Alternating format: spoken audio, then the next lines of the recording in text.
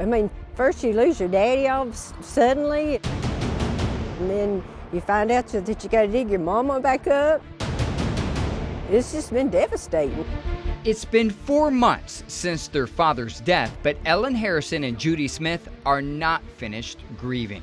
Distress, not just from losing their dad, but what they discovered inside his grave when it was time to bury him. Who knows how many other people it's happened to or gonna happen to. This past October, their dad, 92-year-old James Frick, passed away. The plan was to be buried next to his late wife, Annie Beth. They purchased 2 burial plots in 1986, just below 3 crosses, on top of a hill, inside the Morning View Cemetery in Rome, Georgia. It's just simple, hardworking people. Married 63 years, they wanted to stay at each other's side even in death, but that almost didn't happen. And I get a phone call from up here at the gravesite, we're gonna have to put your dad somewhere else. And I said, what do you mean you're gonna have to put my dad somewhere else? Well, there's already a coffin in his plot. This is a picture of what she saw, a casket inside their father's plot. What was your reaction to Well, that? that coffin's going to have to go because our daddy belongs there next to our mother. The cemetery owner declined to move the coffin, even after admitting they didn't know who it was. That's what they told us. They have no idea who this is. They don't know if it's a man, a woman. It seems to me like you would know who's buried in your cemetery. You would think. Yes. And I said, we want our daddy where he's supposed to be. And finally, the last thing they said was, well, we can dig your mama up and put her over there and then put your daddy where your mama was. I felt like I was in the twilight zone and I couldn't get out. They're not the only ones who went through this nightmare.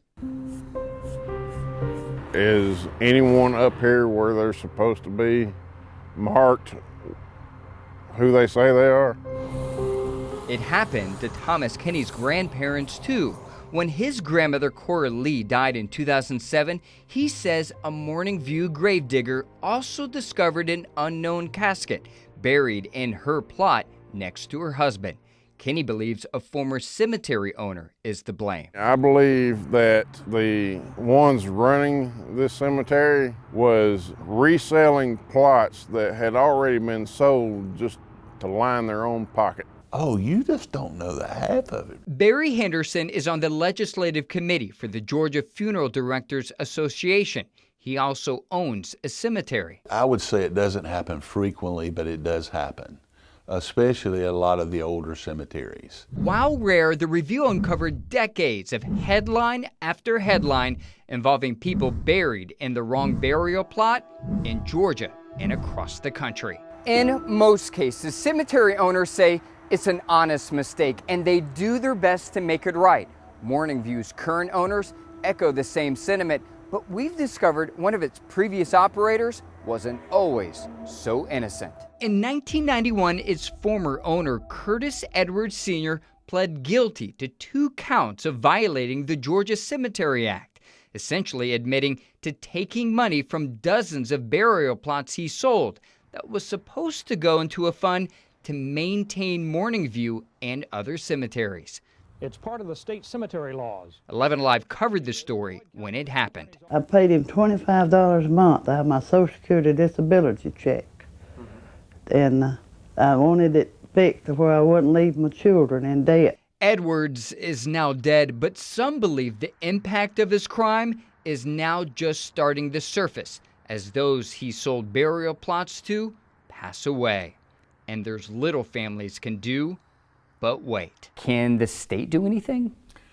I don't know that the state could do anything in this regard. I think that it would all go back to the contract that the family entered into with the cemetery. A civil matter. That's correct. Families broadsided with heartache, hoping others won't suffer the same fate when it's time to bury their dead. Am I really sitting next to my grandparents or my mom or even my son? No one should ever have to have those thoughts go through their mind. They should know for a fact where their loved ones are.